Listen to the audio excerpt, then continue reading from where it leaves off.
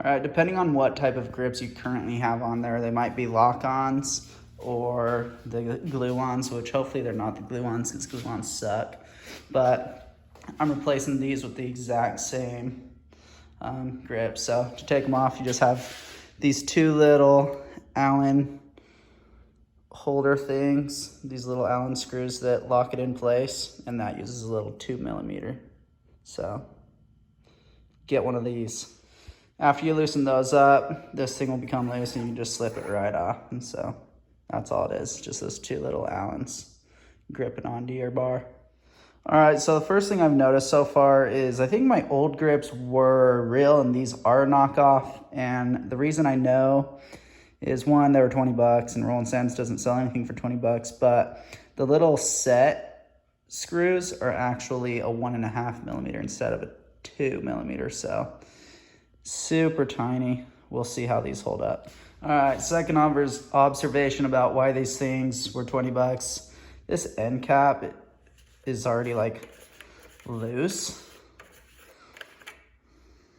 and screws off, which I don't think the real Roland Sands one does that, but I guess you could hide some paraphernalia in there or something. I don't know, whatever you want. All right, on the right side, the first things you're gonna wanna do is take out this little Torx head right here. And then there's actually one on the bottom as well, like right there. So those are the two that you need to be able to get this cap off, which is holding your grip on. And then these other ones right over here, this is just holding like your brake reservoir and all that stuff. So you don't need to mess with any of these, just the two that are holding this on. Whatever you do, make sure you use a T25 on this and not an Allen. It is not an Allen bolt. And so it's just not gonna work. It might grab for a little bit, but you're just gonna end up stripping it and make yourself have to do a lot more work than what's actually needed. So don't be an idiot, don't do that. Once you have both of those removed, this top piece should just come right off. Set it somewhere safe, not on your seat.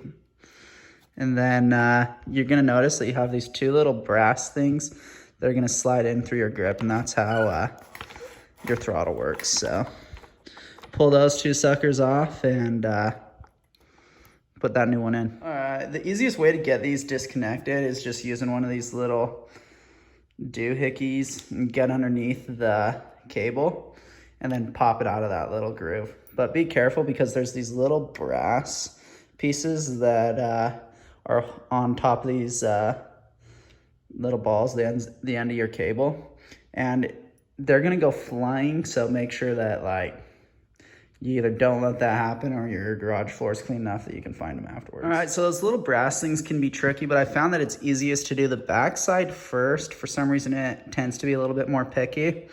And then you can just start the brass piece on the front one and then get this under the wire and just pull it up over into this groove. And then once you've done that, you can just tighten this sucker back up and you should be pretty much ready to ride. So another strange thing I just found out about these grips, they're reverse threaded and your whole grip can come off, which I guess is cool because you don't have to take everything apart.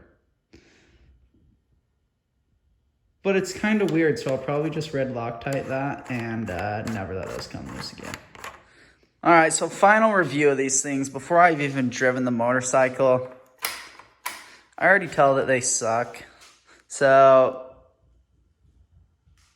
you always hear that saying, you get what you pay for. Turns out it's true. But at least you don't look like you're groping chodes while you're driving down the road. They're nice and thin, pretty controllable.